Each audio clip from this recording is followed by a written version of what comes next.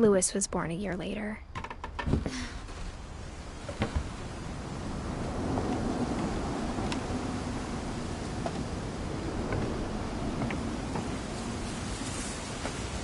When my dad died, I don't think Mom knew where else to go.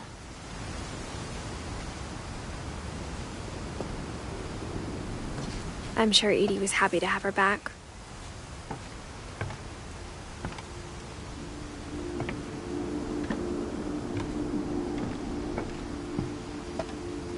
The house had to get a little bigger, but Edie was used to that.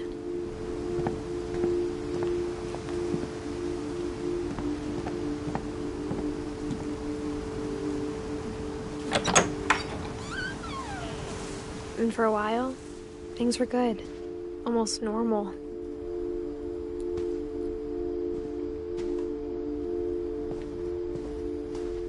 But it didn't last.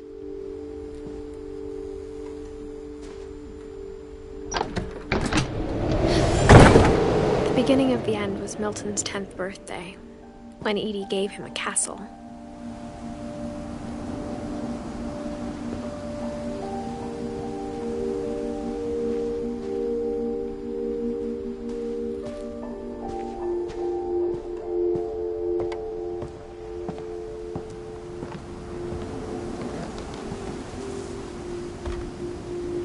After Milton disappeared, the only thing he left behind was a room full of paintings.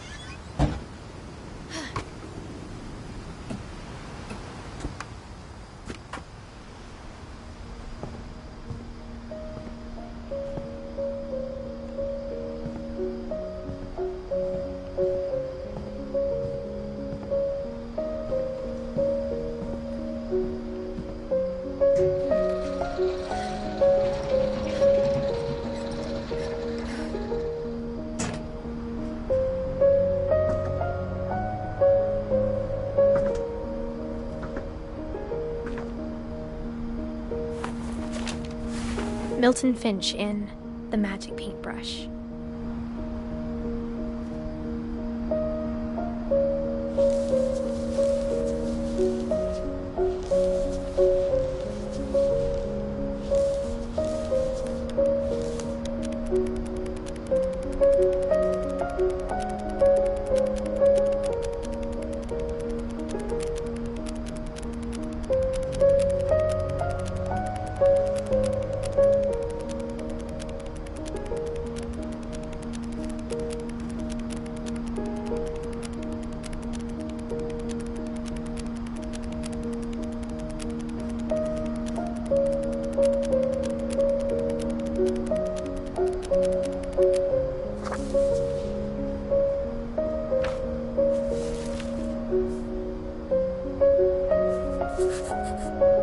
I was 4 when Milton disappeared.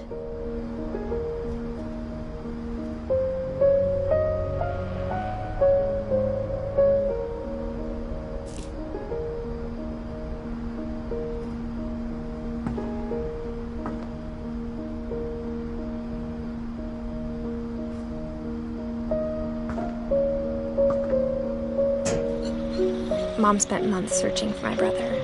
Then she sealed the doors.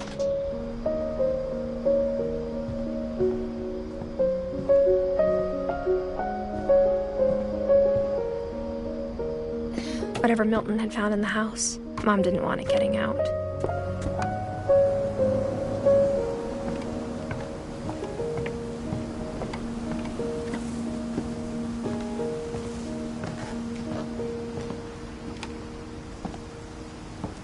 Mom definitely blamed Edie, but I think Louis blamed himself.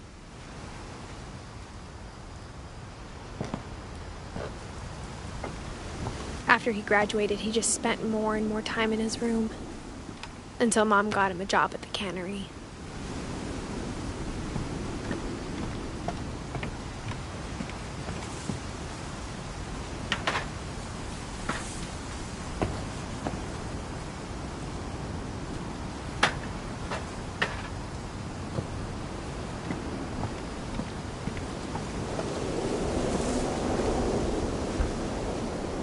Everyone always told me to stay out of Lewis's room.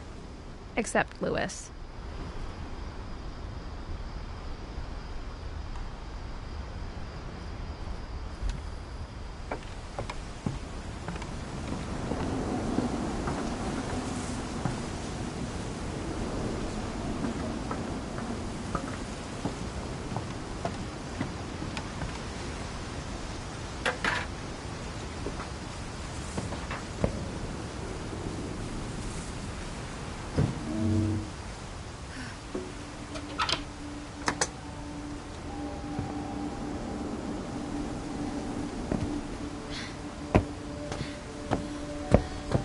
Lewis's room smelled very, very familiar.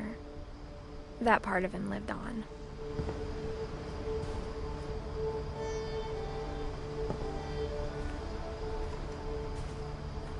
Lewis and I spent a lot of time playing games together, but he was surprisingly bad at them. He died a lot.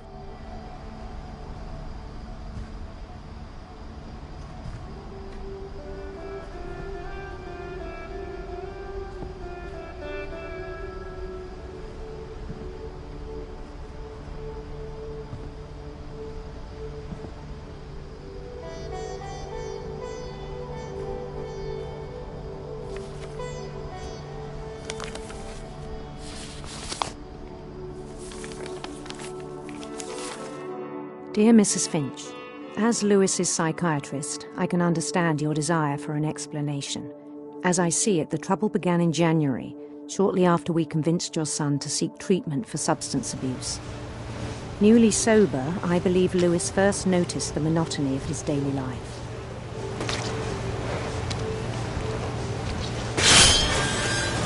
He kept working at the cannery, but he withdrew part of himself.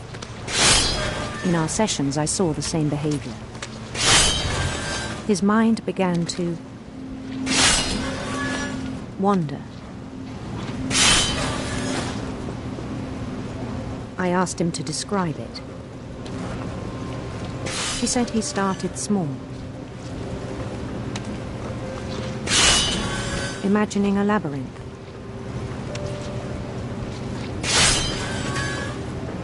He'd feel his way about.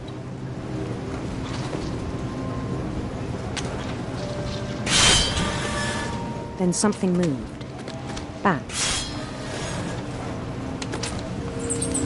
And toads. And things that have not names.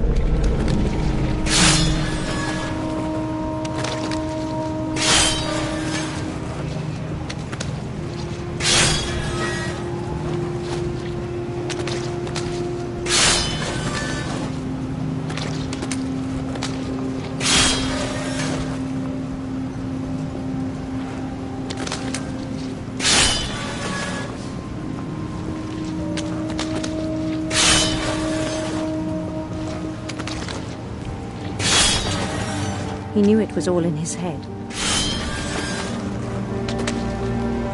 But he took it very seriously. I had hoped he'd find himself.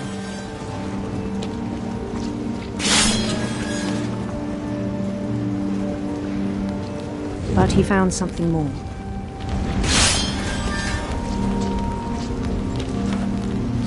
I worried about him then. Daydreaming at the cannery. I spoke with his boss. But he said Lewis had become a model employee. Methodical, tireless, focused. Like a whole new Lewis. So I let him go on.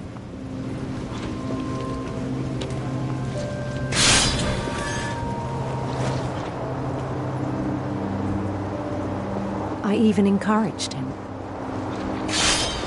It seemed very promising at first. He told me he'd made a new friend.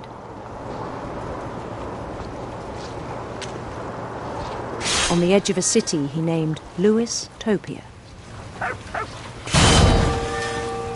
He built the city up slowly, brick by brick. Then he made musicians.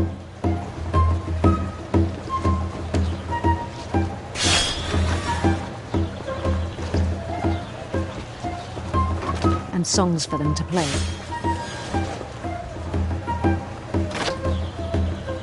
He talked about starting a band. And he was always humming something. Every day his imagination grew stronger.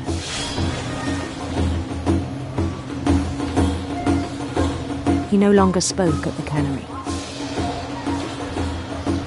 But his chopping was as reliable as ever. Then one day it struck him that all the cheering crowds, even the stones under his feet, were all in his imagination, so he could do whatever he wished.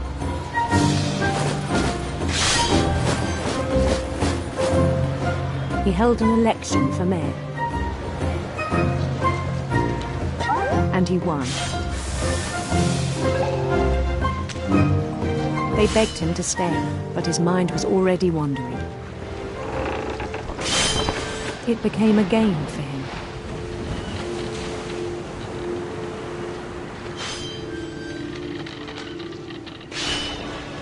He'd conquer a city, then immediately push on.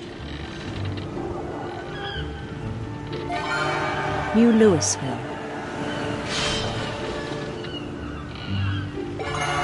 St. Louis. He started drifting away from our reality.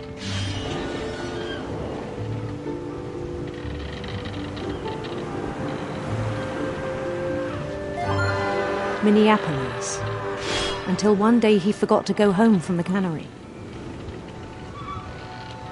Even as his mother pleaded with him, part of Louis kept sailing on.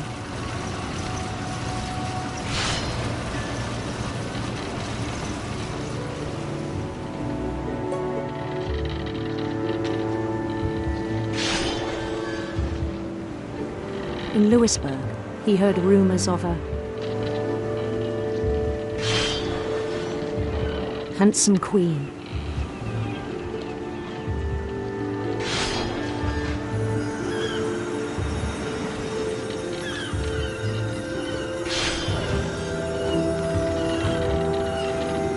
The queen was on her own quest for radiant rainbows.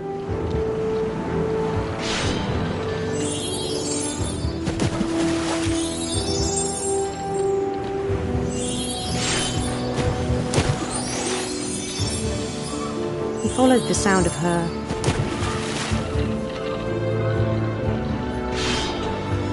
silver harp.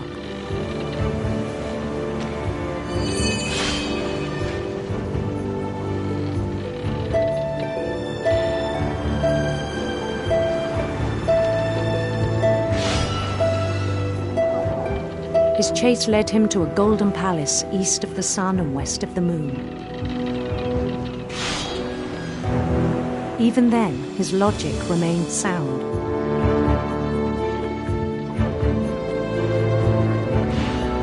He knew the world was all in his imagination.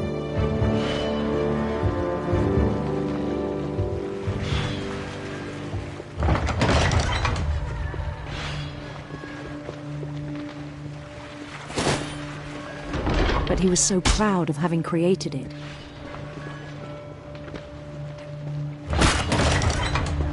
In his own eyes, he'd become something greater than a king.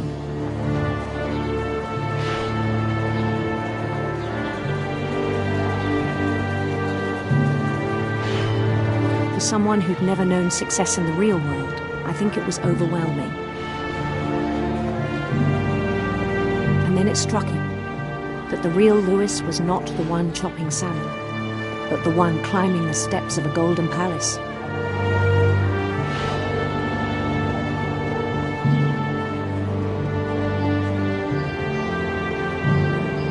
My imagination is as real as my body, he told me.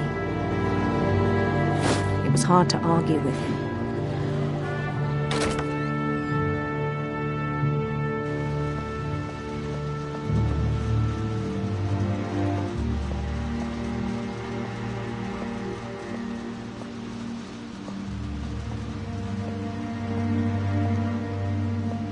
We began to forget the world we know.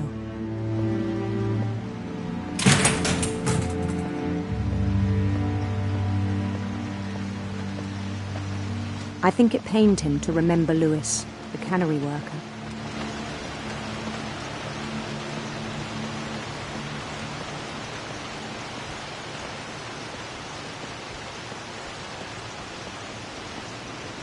He began to despise the man with a royal contempt.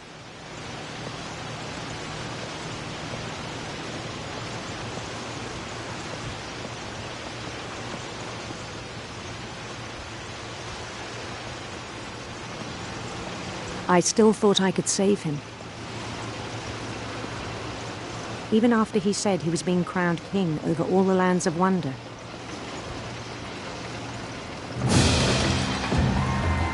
The palace would be packed with his companions.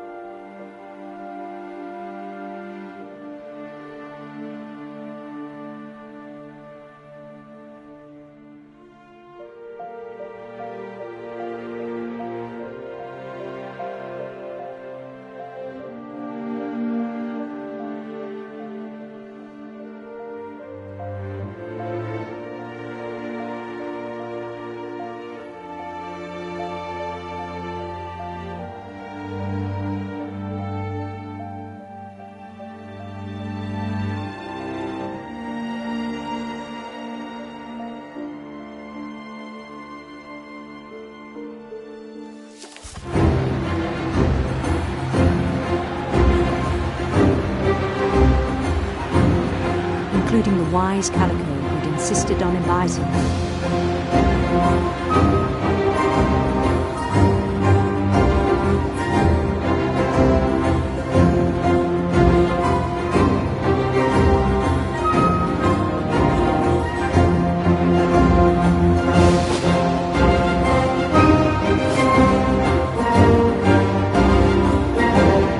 His queen waited, holding his crown.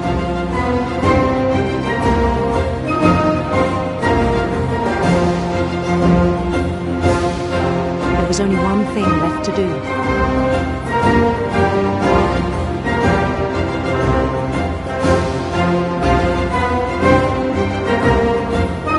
Bend down his head.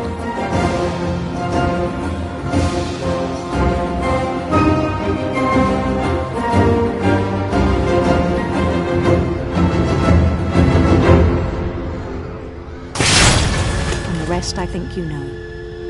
Mrs. Finch, your son was a kind man who will be missed by all of us who knew him.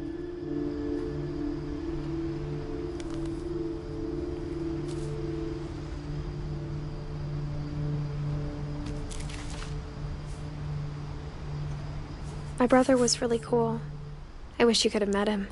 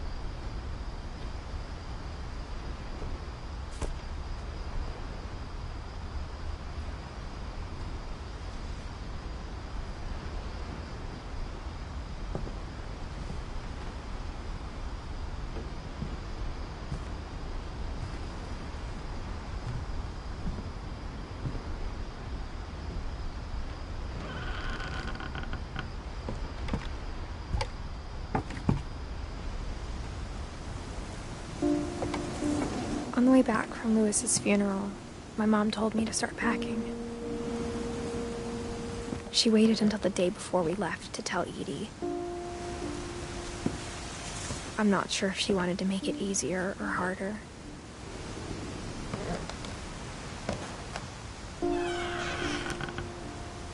I wish we'd stayed.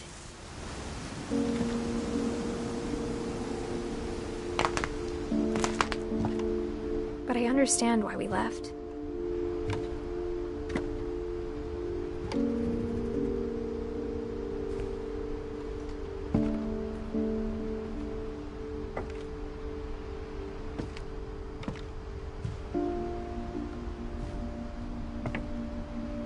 My mom ended up leaving everything behind.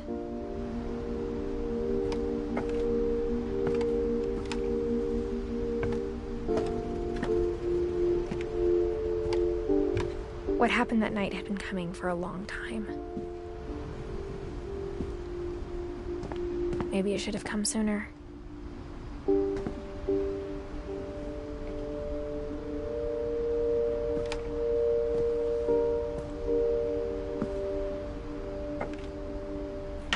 But it had to end one way or another. All that's left now is to tell you about that last night.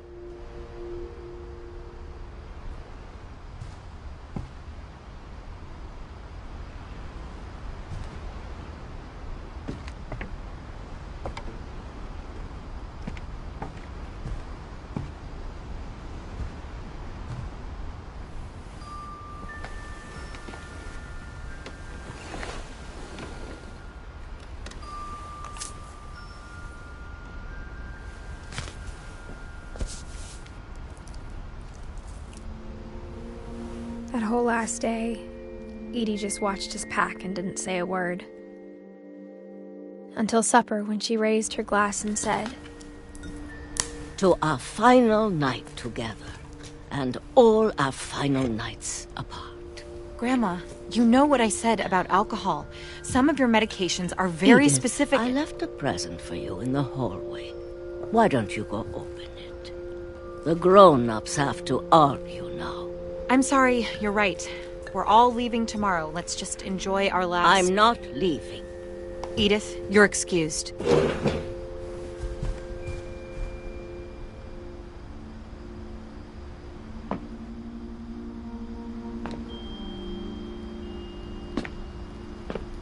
The power had been shut off that morning, but Edie always had plenty of candles.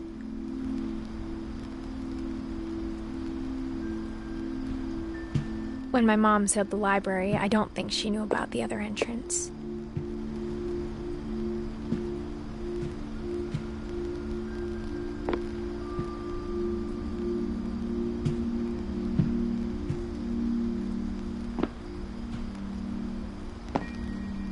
Or that Edie had a key to it.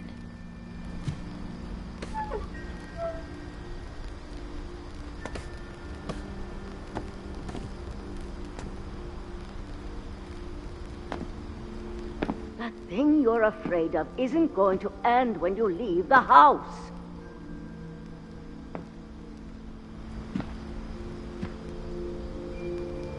Edith has a right to know these stories. My children are dead because of your stories. I think it's best if Edith and I leave tonight.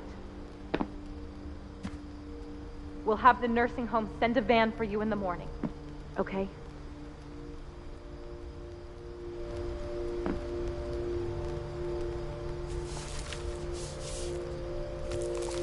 Dear Edith, there's so many stories I wish I could tell you, but there's only time for one.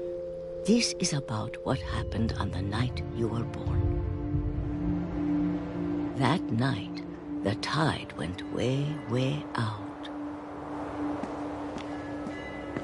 It was the first and last time I ever saw the old house aground. There'd been an earthquake out in the middle of the ocean.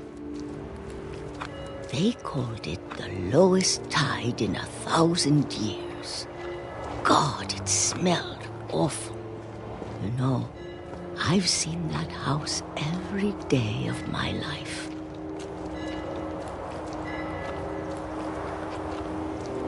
But I never thought I'd go back to it. When the fog rolled in, I lost my way.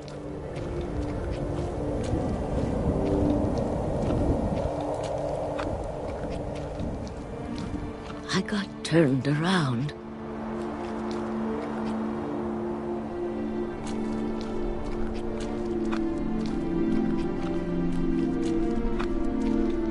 I started seeing things.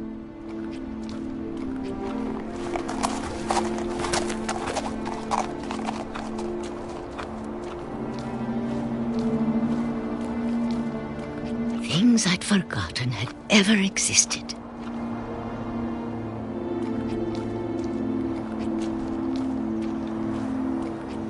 But when I saw them, they felt like old friends. That night, a lot of things came back to me. Or maybe I came back to them.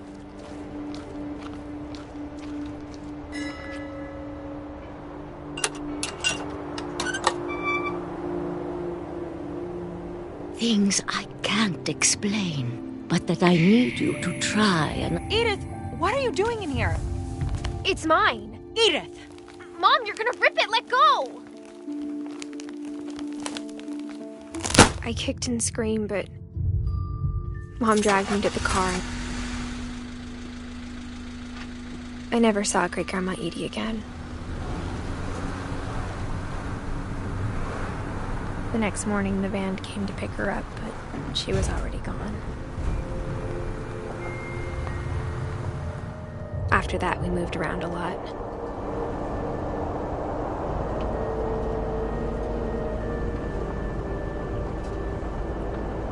We both tried to make the best of it.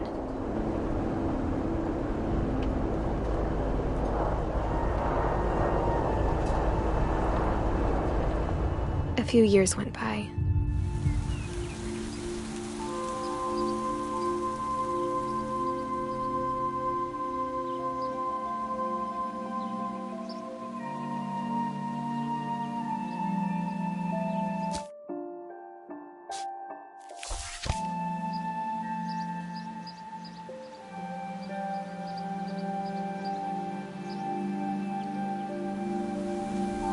My mom didn't like to talk about it. But she started getting sick a lot. The rest happened pretty quickly.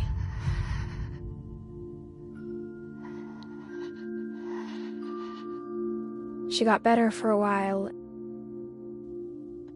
and then she didn't. And then I was alone.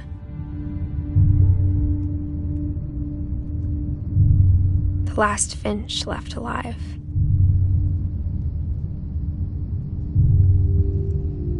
Until I found out about you. I'm still not sure what to tell you about all this. If we lived forever, maybe we'd have time to understand things. But as it is, I think the best we can do is try to open our eyes. And appreciate how strange and brief all of this is.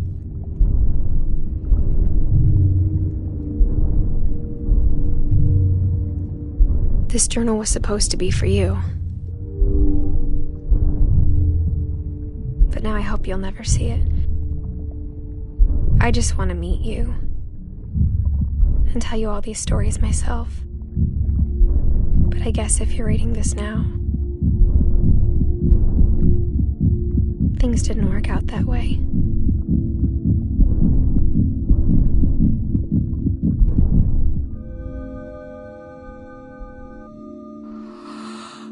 This is where your story begins. I'm sorry I won't be there to see it. It's a lot to ask, but I don't want you to be sad that I'm gone. I want you to be amazed that any of us ever had a chance to be here at all. Good luck.